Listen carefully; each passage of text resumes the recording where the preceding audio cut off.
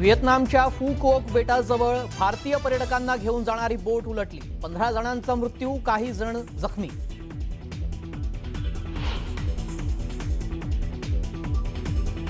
मोशीतील दुर्घटनेत आतापर्यंत दोघांचा मृत्यू। ढिगाऱ्याखालून आज बाहेर काढलेल्या अक्षयचाही मृत्यू।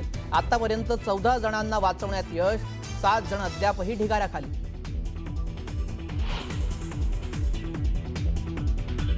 मोशीतील वेस्ट टू एनर्जी प्रकल्पामध्ये अनियमितता असल्याचा आरोप। राखेची विल्हेवाट न लावल्यानं ढीग वाढत गेला, तर मुदत संपल्यानंतरही सुरू होता प्रकल्प।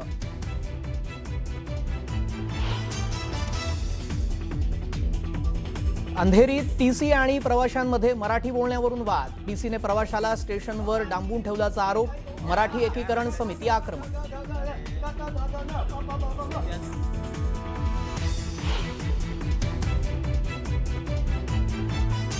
विदर्भातले चंद्रशेखर बावनकुळे हे देवेंद्र फडणवीस यांच्यानंतर मुख्यमंत्रीपदासाठी योग्य नेते मला नेहमी दिसतात। देवेंद्र फडणवीस केंद्रात गेल्यावर बावनकुळे मुख्यमंत्री होती। राऊतांच्या दाव्यानं चर्चांना उधाण।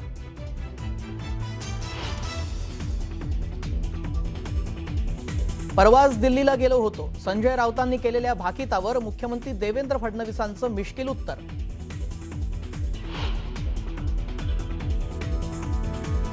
राम मंदिरावर टीका करणारे आता राम रक्षा म्हणताय, तर टी शर्ट बदलतो तसं हिंदुत्व बदलता येत नाही। शिंदेंचा उद्धव ठाकरेंना जोरदार टोला।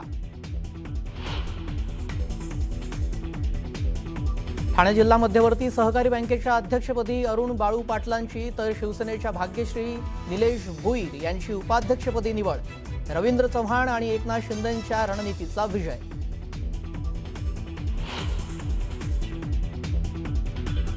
मलकापूर शहरातील 30 ते 40 विद्यार्थ्यांवर मधमाशांचा हल्ला। आगाशिव डोंगरावर बीज रोपणाच्या कार्यक्रमादरम्यानची घटना। विद्यार्थ्यांवर रुग्णालयात उपचार सुरू।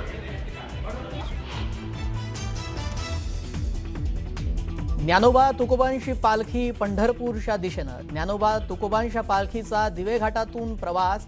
पालखी सोहळ्यात वारकऱ्यांच्या उत्साहाला उधाण।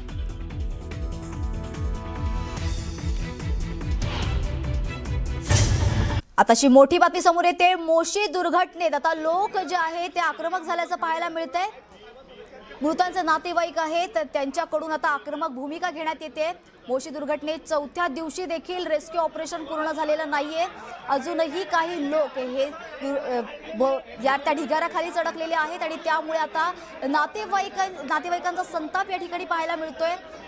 त्यांच्या सहनशीलतेचा आता शिलभंग झालेला आहे। ते आता या ठिकाणी आक्रमक झाल्याचं पाहायला मिळतंय। अनेक नातेवाईक या ठिकाणी गेल्या 4 दिवसांपासून त्यांच्या नातेवाईकाची वाट बघतायत। जे याबद्दलची अधिक माहिती देण्यासाठी आपले प्रतिनिधी अभिजित पोते आपल्याशी जोडले गेले आहेत। अभिजित, काय सांगाल? आता नातेवाईक तिथले आहेत, जिथे उपस्थित आहेत, ते आक्रमक झाल्याचं पाहायला मिळतंय। काय सध्याची परिस्थिती?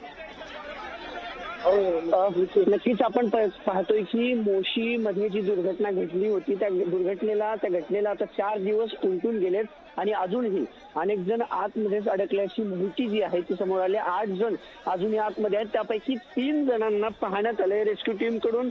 जे 3 जण आतमध्ये होते त्यांना बाहेर काढण्याची प्रक्रिया सुरू झाली, कारण आज सकाळी जी माहिती मिळाली होती की 8 पैकी जे 8 जण अडकले होते त्यापैकी 3 जण रेस्क्यू टीमला दिसलेत। आता नातेवाईकांचा गोंधळ या घटनाच्या ठिकाणी, घटनास्थळ जे आहे तिथं सुरू असलेला पाहायला मिळतोय। ही दृश्य आपण पाहतोय, लाईव्ह दृश्य जी पाहतोय त्यामध्ये नातेवाईक जिथं पोलिसांनी बॅरिगेटिंग केली होती ते बॅरिगेटिंगच्या पुढं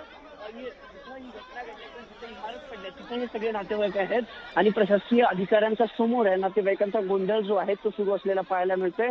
आपण अजूनही देवाकडे हीच प्रार्थना करतोय। आज 4था दिवस आहे, 8 जण आत आहेत, सुखरूप हे बाहेर यावं ही देवाकडे प्रार्थना आहे। पण नातेवाईकांचा मात्र आता नातेवाईक जे आहेत ते त्यांचा दुःखाचा डोंगर फुटतोय, रडतायत की 4 दिवस झालं आम्ही आमच्या लेकरांना, आमच्या कुणाचे वडील आता अडकलेत, कुणाचा मुलगा आता अडकलाय, कुणाचे काही नातेवाईक आता अडकलेत, त्यांचा टाहो जो फुटतोय ना की नातेवाईकांना आम्हाला बघू द्या, आम्हाला भेटू द्या, काय आज घडते ते सांगा। पण पोलीस प्रशासनाकडून जी माहिती आली किंवा प्रशासनाकडून जी माहिती आली की 3 जण फक्त दिसलेत, तिघांना बघितले 8 जण जे आतमध्ये होते त्यापैकी जे अंडरग्राऊंड 8 जण होते त्यापैकी 3 दिसलेत रेस्क्यू टीम त्यांना बाहेर काढते. पण अपडेट जी आहे ती एवढीच माहिती आहे की अजूनही रेस्क्यू ऑपरेशन सुरूच आहे. 8 जणांपैकी 3 जण दिसलेत पण 5 जण मात्र अजूनही दिसू शकले नाहीत. मग रेस्क्यू टीम आज काय करते? आज 4था दिवस आहे असा सवाल महापौर रवी लांडगेंना देखील या सगळ्या नातेवाईकांनी विचारला होता. जे आमदार आले होते त्यांना देखील किंवा पोलीस अधिकाऱ्यांना देखील हाच प्रश्न विचारण्यात येतो की आत काय सुरू आहे? तुम्ही गपचूप काही करू नका, अँब्युलन्स आत येते बाहेर जाते, नेमकं काय प्रकार आहे याचा जबाब द्या असा सवाल या स्थानिक नागरिकांनी केलेला आहे. आणि म्हणून आता हे सगळे नागरिक पुन्हा जे आहेत ते प्रशासनावरती अक्षरशः तुटून पडलेत. मोठी बाचाबाची नागरिकांची पोलीस आणि इतर प्रशासकीय अधिकाऱ्यांसोबत सुरू आहे.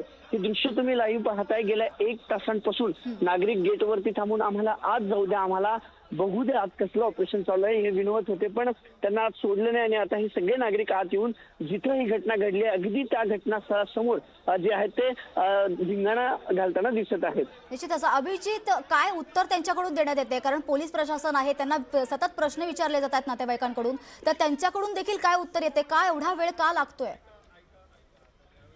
खरं तर अंडरग्राऊंड वरचा जो कचरा आहे, जो कचऱ्याचा ढीग होता तो काढायला खरं तर प्रशासनाला रेस्क्यू टीमला रात्री यश आलं होतं. पण त्याच्या वरती स्लॅब होता आणि स्लॅबच्या खाली अंडरग्राऊंड जे आहे किंवा जी रूम अंडरग्राऊंड आहे तो स्लॅब हटवण्यात आला. तो स्लॅब आज सकाळी हटवण्यात आला कचऱ्याचा ढीग रात्री संपल्यानंतर. आणि मग तो स्लॅब हटवल्यानंतर जे आहेत ते 8 पैकी 3 जण एनडीआरएफच्या जवानांना दिसले किंवा जी रेस्क्यू टीम आज काम करत आहे त्यांना वरचा स्लॅब हटवल्यानंतर हे 3 जण दिसले. आत्ताची अपडेट प्रशासनाकडून हीच कळवण्यात येते की जे 8 जण आहेत त्यापैकी 3 जण दिसलेले आहेत आणि त्यांना रेस्क्यू करण्याचं काम चालू आहे. मात्र बाकीच्या 5 बद्दल काय किंवा जे 3 दिसलेत यांची प्रकृती कशी आहे, यांच्या तब्येतीबाबत प्रशासनाकडून काही सांगितलं येत नाहीये. प्रशासनाकडून उत्तर एवढंच दिलं जाते की लवकरच सांगू. मात्र काय नेमकं झालंय, ह्या 3 जणांची तब्येत कशी आहे, परिस्थितीमध्ये काय आहे, बाकीचे दिसत आहेत का, हे दृश्य पुन्हा आपण आपल्या प्रेक्षकांसाठी दाखवतोय. अक्षरशः नागरिक आरडाओरड करतायत, रडतायत. 4 दिवस झाले आम्ही बसून आहोत आणि आम्हाला जे आहे ते काही निश्चितच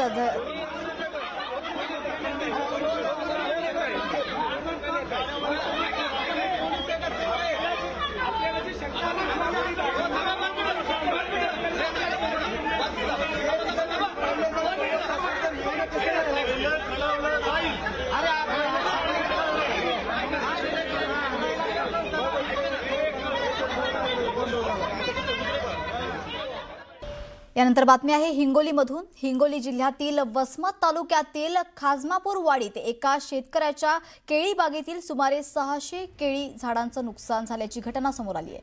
काढणीला आलेल्या केळीच्या झाडांवर अज्ञात व्यक्तीने विषारी द्रव्य फवारल्याचा आरोप शेतकऱ्याकडून करण्यात येतोय, तर काही झाडं तोडण्याचाही प्रयत्न झाल्याचा दावा शेतकऱ्याने केलाय. या घटनेमुळे शेतकऱ्याचं मोठं आर्थिक नुकसान झालंय.